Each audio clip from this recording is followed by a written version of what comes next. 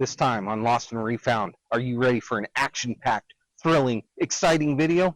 Well, it's not this video. We're going to do a little history on the big Jeep. Come along with us.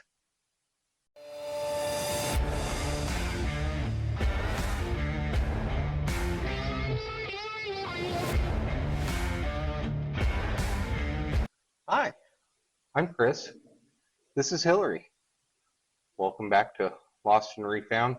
Today we're going to talk about the history of the Jeep, how I, owned it in the past, we refound it, and a bunch of little tidbits along the way.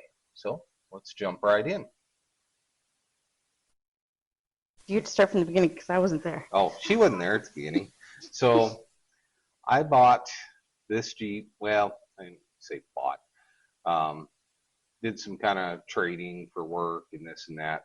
Got this Jeep in early '97 and did a little work to it. Put a transmission in it, ironically. And also had another parts Jeep at the time. Took wiring harness, dash, some other stuff out of a '73, put it in, did some updating. Got it all going. It was my daily driver for a long time. Drove it to and from work. Drove it to and from college in '97, and just that was what you did. You had one vehicle, you took care of it, you drove it. It was sitting on some heavy pack leaf springs that I had put together. I was running on 31 10 50 15s at the time, and for back in 1997, it did great. Ran it that way in '97, '98, and didn't do a whole lot to it. And then in 1999, when I was out in California for a short bit, did a disc brake conversion on the front axle. That year was a closed knuckle Dana 44 with factory drum brakes. They didn't have disc brakes as an option in that year. So with a bunch of, junkyard parts, off the shelf parts, put disc brakes on it. Then the rear driver's side door I took off, like popped it off the body, put it in the garage, and was playing with doing a different paint scheme, doing a silver with black trim, because that was kind of the style at the time. It was silver and black. Late '90s, early 2000s, and from there, just kind of ran it the way it was. Moved to Colorado, and then it started really getting a big transformation. I guess saying you weren't there. I wasn't there. You weren't there. So. Didn't really do a lot with it for about a year or so. Just did a big move, was in transition. So probably about 2001, I swapped in some Chevy full-size axles. They were full width.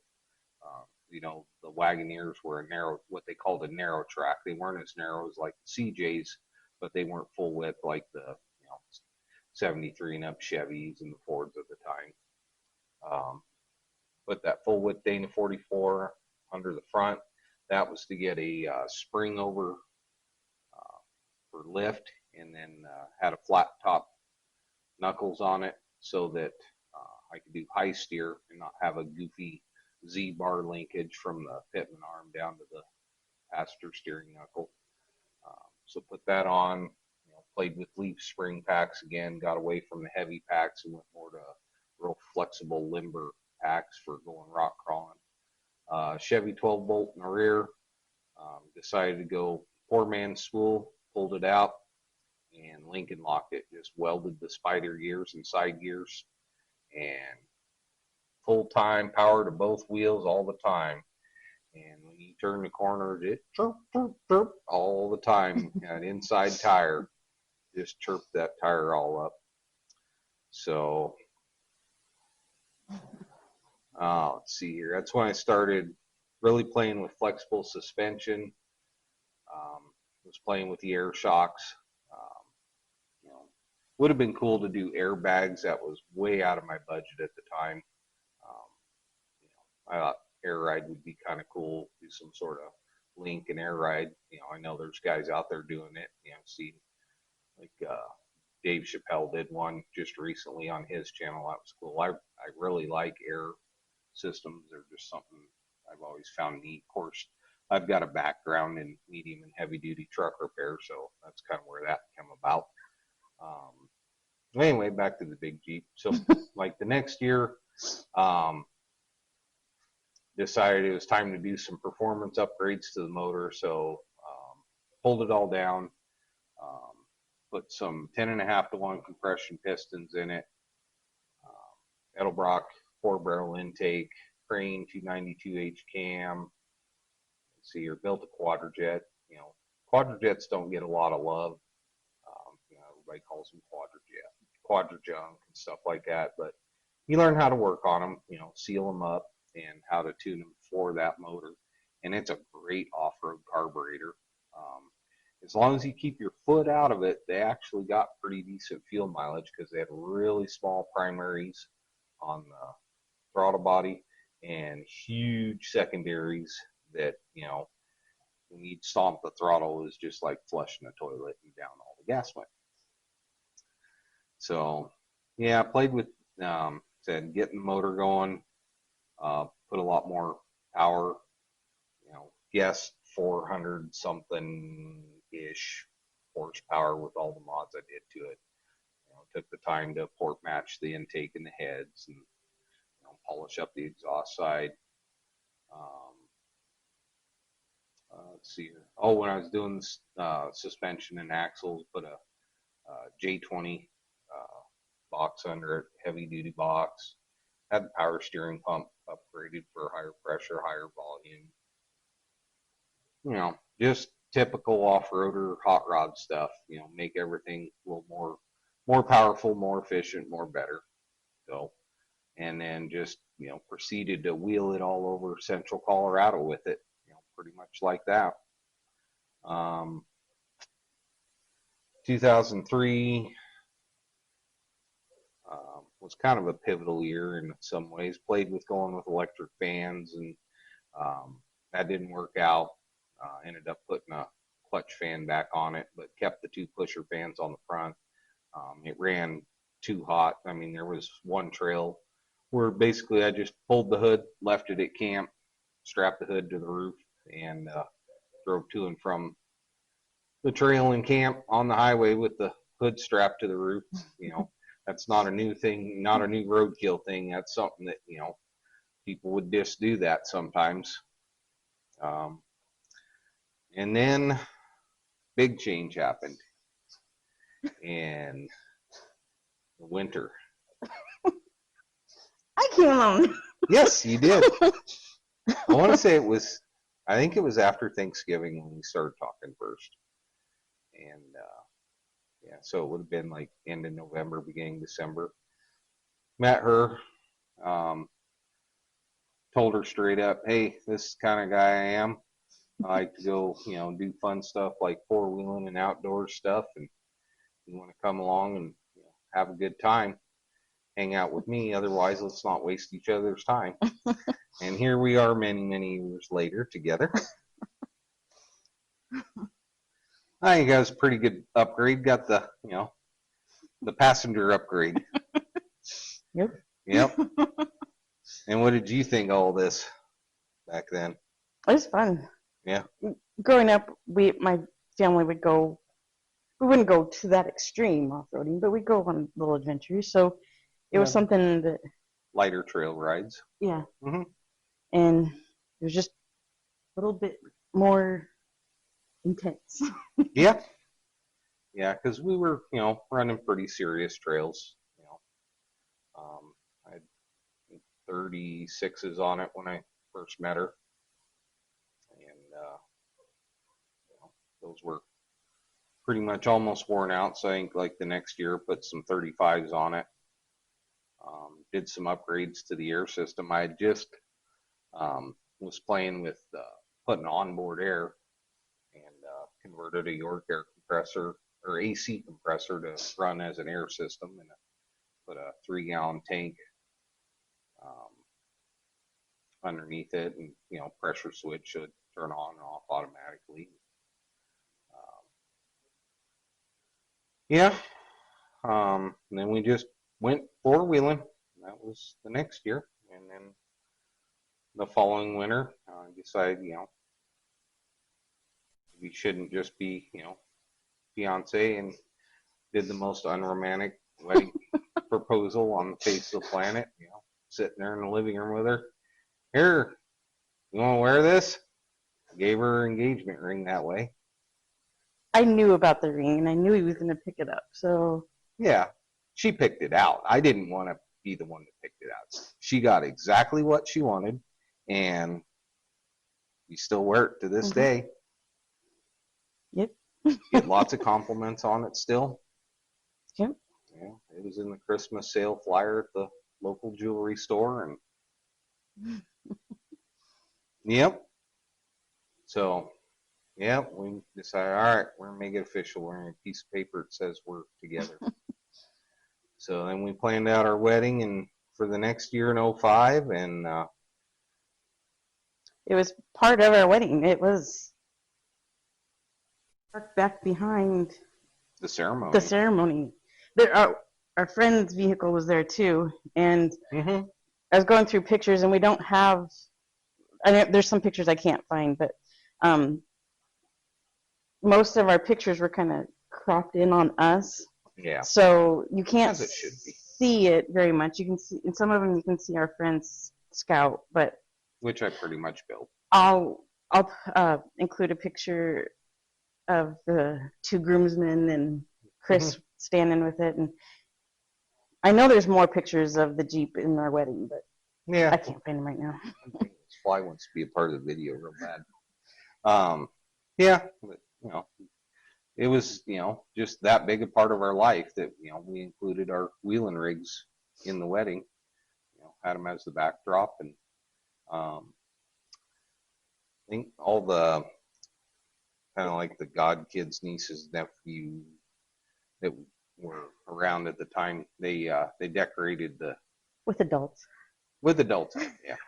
Oh, I'm sure very much adult encouragement helped, but shoe polish all over it. I'll post those pictures or put those pictures in the video too. Yeah, not just the windows, all over the paint.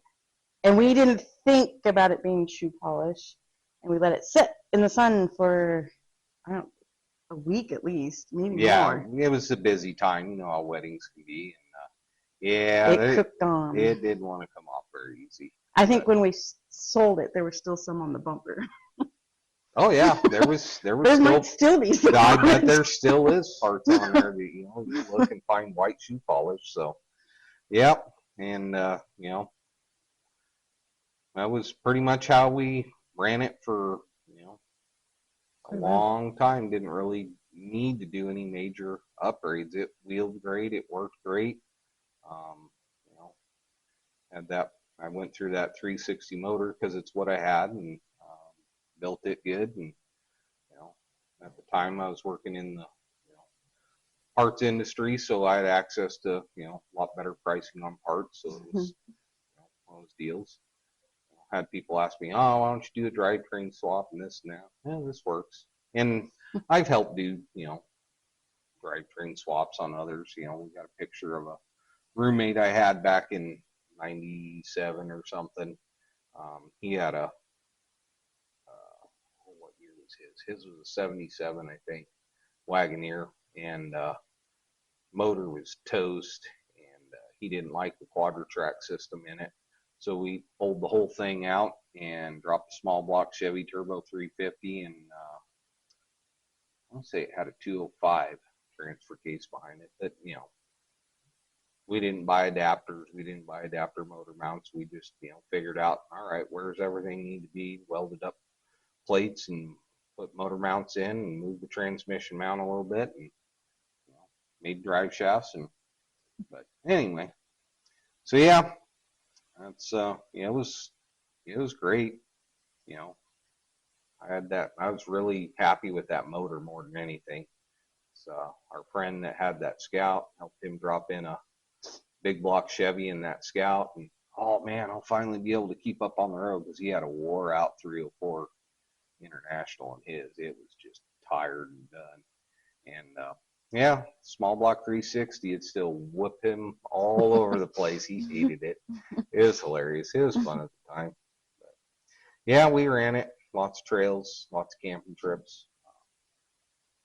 Good rig. It was fun. Yep. And then, about 2012-ish,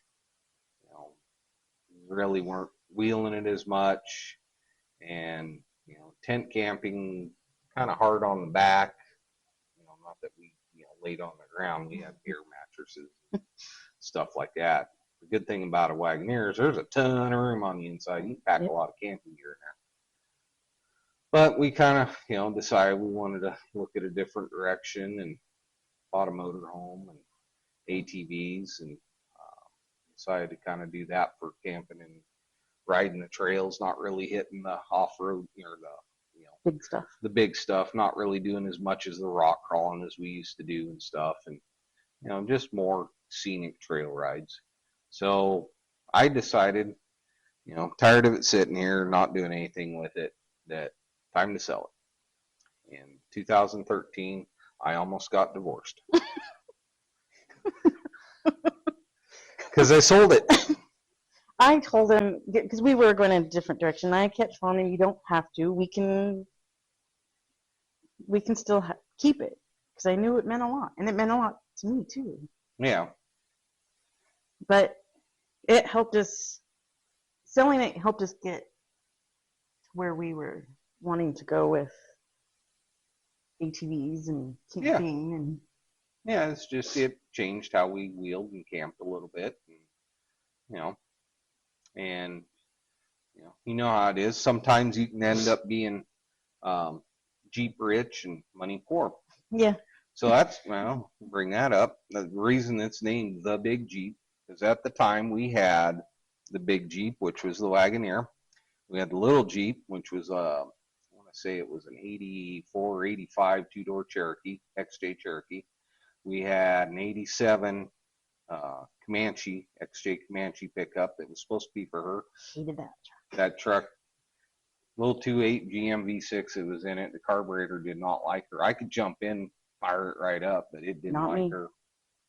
So anyway, we had those, and we also had a 67 Jeepster that I'd picked up and was going to eventually, wanted to, be kind of a project, childhood memories. And then we had your car, the other truck, the Kia Rio. Yeah. Oh yeah. And then we had the 78 Jeep J10 pickup.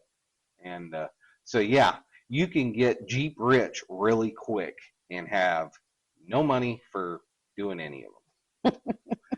But it was fun. It was good to have them, and but yeah. So now we've got just one. So fast forward 10 years. In January of 2023, which this year, we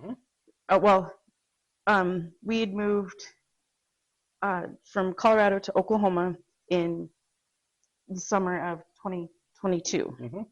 And so in January, we're sitting home watching TV, and my sister sends me a Facebook message with a link to an ad, and she says, "Is this Kris's old Jeep?"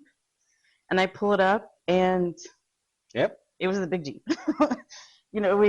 Even though it's not the right color, you could still see the orange, and then all the interior pictures. You could see the two green doors. You could see the panel, the air. For the air panel. System and the seat covers. Yeah, still have the same seat cover, the gauge panel I made. The shifter. Just stuff that made it very one-off, unique. Yep. Highly unlikely that there'd ever be one built the same. Yep. So we're kind of like, well, we've been wondering about it, and we've been talking about getting another Jeep to At some point. Yeah. And so I was kind of hesitant. I was like, right now we got, all this big change in life and stuff. And, just, I'm like, does it really make sense right now? And I got vetoed. I just kept yelling, do it, do it, do it. So he starts messaging the guy, and Yeah, we made a deal, and, it's in Colorado. we're in Oklahoma, 10 hours away. So, kind of talked to him about, anything wrong with it, and what, and he said transmission's in the back, it's out. I saw that in pictures. And so we agreed on a price, and I told him, all right, here's the deal. This is going to sound like the scam of the century. It's not. I promise I can prove it. Told him, we're in Oklahoma. My sister-in-law, Hilary's sister, is who you're going to be dealing with, and she's going to give you the cash money, and, we'll figure out getting it from there. And I told him, I said, I actually owned it and built that thing, sold it 10 years ago. He was like the second owner after, or third owner after. He wasn't the one we sold it to. No, second or third owner.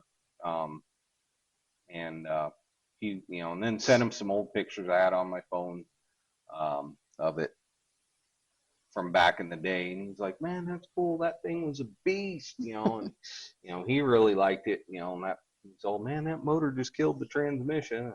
Yeah. But, yeah, so we got that all lined up, and he delivered it to my sister's house, which was awesome. He was super cool guy. Shout out to him. He's watching, for helping us get it back. We'd always I had always kind of wondered through the years, is it still out there? Is it being wheeled? Did it get rolled? Did it get wrecked? Did it get parted out? Just things you think about sometimes, and we were talking about, maybe building one not to the extreme this one's built, build a milder build, something we could go cruise around, do like, power tour with, and then still do trail rides, maybe set it up to tow a small little, tin can camper type thing, and, stuff we had talked about. And, well, I guess we're going to jump back into having a wheel and rig on 38s. And so in June of 2023, this year, my sister got married, and so we went to Colorado, and I'm getting emotional. That's okay. This is an emotional thing. It's good. So we went to her wedding, and it was the first time we got to see it. Yeah, in person. Yeah. We couldn't take it home yet because we'd taken our camper to the wedding, because we were making a long trip of it and visiting family and everything. And so we left it. Yeah, but it was safe. Yeah. We had the title. Yeah. We had told when the guy sold it to my sister, we told our nephew that he was in charge of babysitting it. And Ty did a good job. Ty did a good job. Yes. Yep. So, yep. And so, we got that done, and I want to say it was like the next weekend or 2 weekends. It was like 2. Anyway, so it was beginning of August. Yeah, so it wasn't very much longer after that good buddy here that's in Oklahoma with us, that I've known him for almost as long as I've had the big Jeep, known him since '99. Said, hey, let's go do a turn and burn, and we drove out, threw it on a trailer, and drove back. She's here. She's here. And it is now titled in both of our names. Mm-hmm. So he can't just go off and sell it? Can't sell it without her permission. I always thought it was kind of ironic that, when we first got together, that, I'd been in relationships before and engaged, and, you always get not with Hilary, but with other ones I'd been with before, you get those women, oh, I'm going to change him. He's not going to go do that wheeling, and he's not going to do this, and he's not going to do that. And I flat out told her, I said, you try and get in between me and my Jeep and me and the other things I do, I said, it'll be over. And then I went and, sold my Jeep. Sold her Jeep, because who would have thought she would have got so attached to her, and that's all right. It just, it was a big part of our lives for a lot of years. made a lot of great memories out on the trail with it, and A lot of funny stories. oh yeah, lots of funny stories. Some of them can't tell on camera. We had a black lab, Hmm. and that was her Jeep. Yep. And I've got pictures of her. We're on a bumpy, intense trail, and she's asleep in the back seat because that was her Jeep. And she was comfortable in it. Or the time we went out on the hogbacks and wheeling through the ditches and My had, little weenie dog. yeah, little miniature long-haired dachshund, and we had it twisted really good, and I wasn't worried about it rolling because I knew the next couple foot it'd just twist back. But she had her dog in her arms, and the dog decided, all right, I'm gonna stand on the window, and she was just walking on the window at an angle, like, hey, what's that? She didn't go with us much because She got car sick. She got car sick, and she didn't like tent camping. Yeah. Once we switched to motorhome and campers, she was there, went with us all the time then. And she loved the ATVs. Oh yeah, we had a basket in front of mine, and she would be in there hanging off the front, yipping. She would actually lose her voice during a trail ride. You ever see a dog lose her voice? That's a crazy thing. I had to make a little strap for her harness to keep her in because she would just be like, out facing the wind, loved it, had a good time, But she didn't do good in the big Jeep because she gets sick. And she did not like tent camping, so. Nope. So she'd stay. Yeah, we'd leave her with a family member, and the Chaos, our lab, would go with. She went with us and had a great time. She was a great trail dog, and she'd just lounge in the back seat. She'd get out and run around a little bit and be like, okay, I'm good. We've got an American Bulldog now. We don't know how. She does good on the ATVs, but she does okay on the ATVs. She gets too excited. She gets way too excited. Yeah, that's she's a rescue. She's got her own emotional issues. You got to be careful how we introduce her to stuff. So it'll be a little bit before we get to that. But anyway, you'll meet her later. Yeah. Oh, I'm sure. So yeah, we're gonna throw up a bunch of pics and show you kind of the progression of the Jeep and all the fun we've had with her, and just want to say thanks to everybody watching and subscribing, and telling your friends to do the same. I hope you're enjoying this. We're enjoying doing this. Just documenting, getting her back and putting her back together to take her out again. It's going to be kind of a little bit of a budget build type thing. We're not going to just go out and throw wheelbarrows full of money at it to get it going. Even though that's what you want to do. I mean, let's face it, if I had the means, I'd, have it pulled off, body on a rotisserie, and, the whole 9 yards, just doing a full resto mod on her. But no, we're going to do it probably like most everybody out there would do it. Just kind of take it a piece at a time. So, get it all? Yep. Yep. All right. Well, thanks again, everybody. And see you guys on the next one.